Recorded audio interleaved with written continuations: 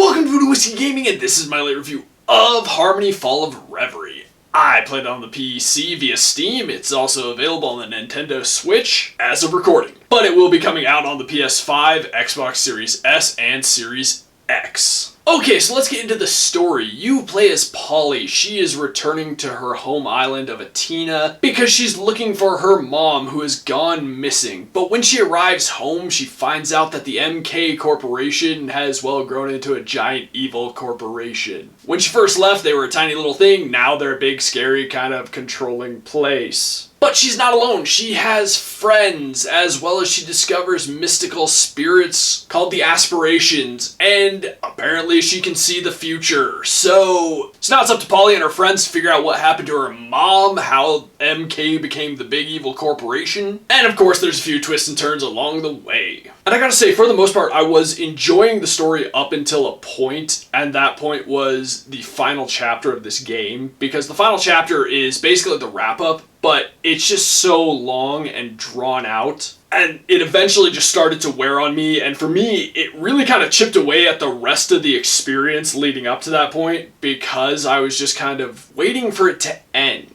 And while, for the most part, I was enjoying the story, I never fell in love with the story. Nor did I fall in love with most of the characters in this game. So for me, when it just started to drag on, I really just began to lose it for this game. And I will say, some of that could have to do with some of the mechanics as well as the overall style of the game. Now let's get into the audio, and the first thing I'm going to say is the voiceover work is very well done in this game. I think the characters are well brought to life, even if I never resonated with most of them. The voice actors do a good job. As for the sound effects, I think they work well. They're a bit minimalist, but overall I think they function. And the soundtrack is actually really good. I did enjoy it. It definitely works in the context of the game, so can't complain about that. But let's get into the gameplay mechanics and whatnot, and this is a visual novel. And the first thing I'm going to say is, I've never been huge on visual novels, but I did try and give it a fair shake, and like I said, for the most part I was enjoying the story, never really fell in love with it though. But that being said, like, one of the core mechanics is the augural, where you can kind of try and map out what you're gonna do and you can see the future, but the problem is it feels like a lie a lot of the times, and I think having that kind of shit hidden away is actually more beneficial, because having the augural gave me this false sense of control, and as I realized, like, okay, I make this decision and I'm mapping out these decisions because I want to end here, but then in the next chapter, by doing that, you fuck yourself over for other things. As well as I felt very limited in where I could go and what I could do. Because it's a visual novel, you don't have the same level of exploration and whatnot. I mean, there are some out there that allow you more of that, but this is not one of them. And while I tried very hard to get a very specific style of ending,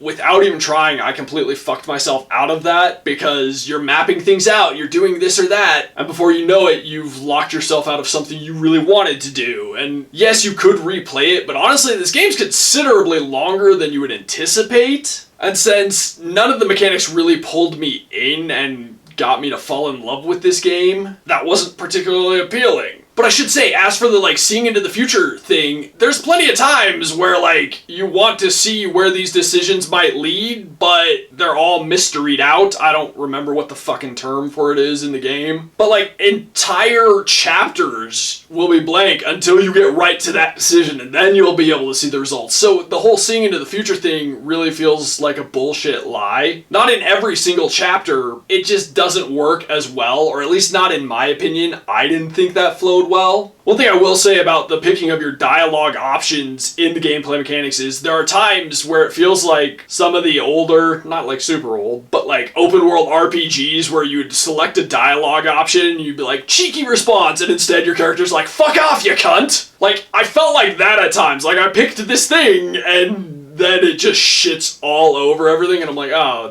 that's not really what I was going for at all. Now let's get into the controls, and it's a visual novel, so you don't have a character to move around and whatnot, so it's pretty basic. Which, I mean, it does what it needs to do. I never accidentally selected anything in the augural that I didn't mean to, so there's that. Now let's get into the graphics and visuals, and this is honestly my favorite part of the game. I thought this game was fucking beautiful. I really love this hand-drawn style of this game. I love the artwork. I love the world. It's so bright and beautiful. When you're in Brittle, which is the human world, seeing Atina and Alma, which is the neighborhood you're in, as well as like the art collective Naiads where you lived, like I think all of that was so beautifully designed, and it does look kind of like the outskirts of a city. Not kind of, it does, and it works in this bright and colorful world. But then when you're like in the main city area, like they did a great job bringing that to life, bringing the whole MK Corporation vibe to that city, giving all the characters like these really great designs that fit their personalities so very well. All the motions your characters make during the conversations I thought was awesome. And then for the cutscenes that are there, seeing this animation in motion was just really beautiful. I was really impressed by that. But then you have Reverie, which is where the aspirations live, and seeing that was awesome as well. Seeing the different aspirations and their designs fitting their archetypes, I guess you would call them, and that realm and the individual realms for the aspirations, I thought all of that was just really well visualized. They brought it to life in such a fantastic manner. From a visual standpoint, everything they did really fits in the world just so well. I was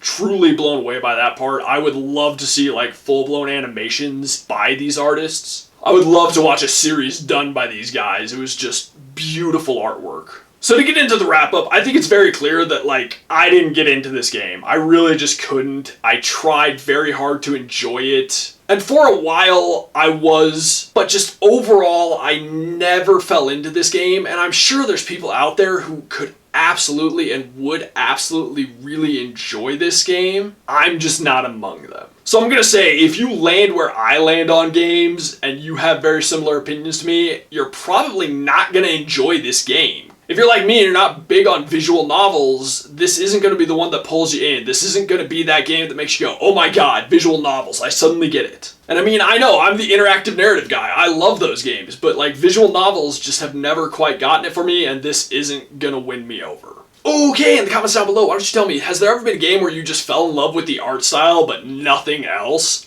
And as always, thanks for watching. If you enjoyed the video, please hit that like button, and if you like what I'm doing in general, share and subscribe. Have a good one.